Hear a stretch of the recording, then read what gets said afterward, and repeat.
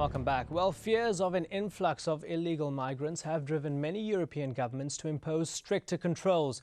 Campaigning this year for the French presidency, Nicolas Sarkozy vowed to clamp down on illegal immigration. Before becoming president, he introduced strict visa controls and fingerprinting of all migrants. The British government expanded border controls this year. London is doubling the amount of money to be spent on border enforcement, introducing compulsory biometric scans for all visa applicants. Yet Spain has taken a different tack. In 2005, it granted an amnesty to hundreds of thousands of undocumented migrants already in the country. Well, joining us again are our guests in Brussels, Elizabeth Collett. She's a policy analyst at the European Policy Centre. In London, we have human rights lawyer Saad Jabbar, and in Geneva, Jean-Philippe Chauzy. He is the head of media and public information at the International Organization for Migration. Welcome back, Mr. Chauzy. French President Nicolas Sarkozy has promised to deport 25,000 illegal migrants by the end of the year. How do you read that attempt to control illegal immigration? Well, France, like other European countries, is exploring different ways of managing migration flows. So, of course, you've got an attempt to forcibly return large numbers of undocumented migrants in France. But at the same time, you got an attempt by France to put in place a program of selective migration. In other words, France, like other European countries, needs migrants with skill, and therefore there is an attempt by France and other European countries to try and put in place a system which would be very similar to the green card system in the US, a blue card system. Of course, France has always been, over the past 20 years, a strong advocate of promoting the development of regions of the South which have high migration potentials. In other words, investing in the South to create job opportunities to try and stop people from immigrating or give them alternative to migration. So there again, you've got more of a comprehensive approach, but obviously the media has focused very much on the tougher side of this policy, which is very much the deportation side, and the fact that border controls in France and throughout the region have been toughened to try and stop people from going. But obviously, border controls alone cannot manage migration flows. All right, I want to bring in Mr. Jabbar in London. Sorry to interrupt you. Mr. Jabbar in London, the idea of this EU blue card to lure skilled workers and slam the door shut on unskilled workers, do you think it will work? That's the problem. I mean, on the one hand, we want the South to develop, the third world countries to develop themselves. On the other hand, we are encouraging la crème de la crème, the best dentists, the best doctors, the best engineers to go and work in the United States, France, and others.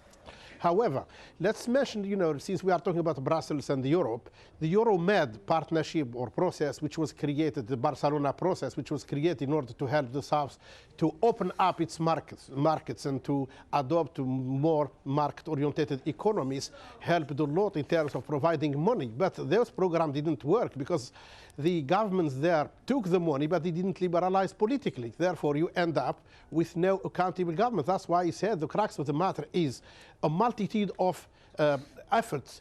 One is to help or push towards more accountable government. Secondly, when you push for help or aid, at least you have to reconsider other formulas of help, devise different ways of help.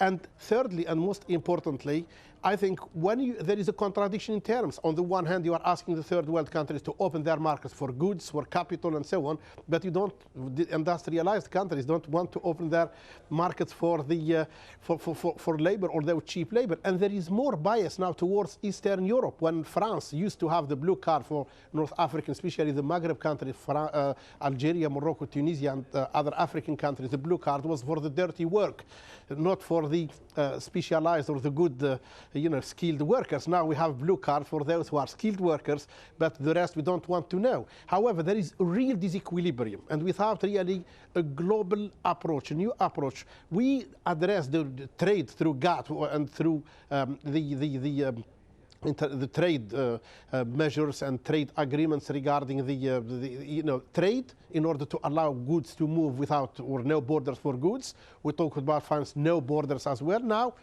when it comes to this black man, the third world man, those who can't fend for themselves because they have corrupt dictatorial regimes or they don't have the means to create the minimum decency, or the minimum decent programs. For they are human beings, and the majority of them. All right, talking about those minimum decency programs. Sorry to interrupt you. I want to bring in Elizabeth Collett.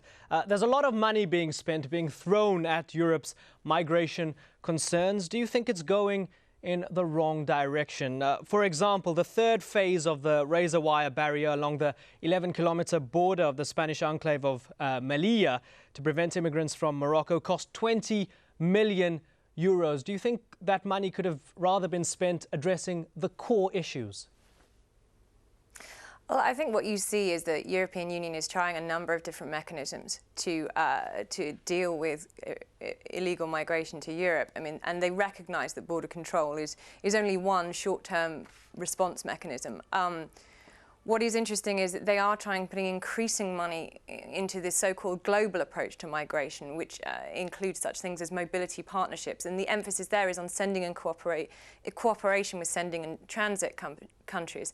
But what is interesting is the tools available to the European Union and fostering cooperation within the European Union in this area. The tools available to them are all focused on combating illegal migration, and some of the softer tools, some of the policies which would perhaps be where the money is better spent, such as improving trade relations, improving real, genuine partnerships that actually do facilitate legal migration to Europe, aren't really available to the European Union. They rely on member states to sign up to and agree and fulfil obligations on that side of the bargain. So while they might well recognise that money is better spent elsewhere, there is a certain limitation to how much they can achieve within the EU framework in this area. Jean-Philippe Chauzy, there's a big underground smuggling market. Do you think that it's going to go away anytime soon?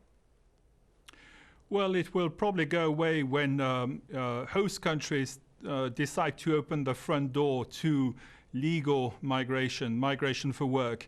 Obviously, it's an obvious choice that if you can leave your country with a visa, with a work contract, go to a country of destination, work legally, acquire skills, earn more money, help the family back home, or spend your money on a smuggling network and risk your life and eventually be forcibly returned, then obviously the legal option is the most attractive one. But for the moment, the front door is only ajar. It's open ajar. So a lot of migrants are still trying to get through the back door. They're still giving all their savings, entrusting their lives to those smuggling networks who have absolutely no respect whatsoever for their fundamental rights. And that's a tragedy today. Saad Jabbar, there's only about a minute and a half left on the program. So if you could be brief, immigration will be high up on the agenda at the European Union Africa Summit in Lisbon. Do you think anything substantial can be achieved when the leaders meet? I think a lot can be achieved, but I have my doubts as to the seriousness and the vision of Europe. And I mean the European Union. They have spent and wasted so much money on short-termism, and they talk about fearing a flood of immigrants because of the instability. And they link it. They have confused the security issue, either hard or soft security, with the real issue, which is how to create some economic equilibrium with those third world countries or southern rim, and also to balance it with opening up a little bit, but create the right conditions so those people don't need to knock, not to push your door. Many of them don't like to do that, and the majority, they don't like to be beggars in Europe or anywhere else. Well, it's a fascinating discussion with the three of you. We've reached the end of the program. Thank you very much for joining us in Brussels. Elizabeth Collett, policy analyst in Geneva. Jean-Philippe Chauzy, head of media and public information for the International Organization for Migration. And in London, Saad Jabbar, a human rights lawyer. It's a big topic and it covers a vast spectrum. Thank you very much for joining us. And thank you so much for joining us here on this edition of Inside Story. We welcome your comments and suggestions. Email them to us, insidestory@aljazeera.net. Bye-bye for now.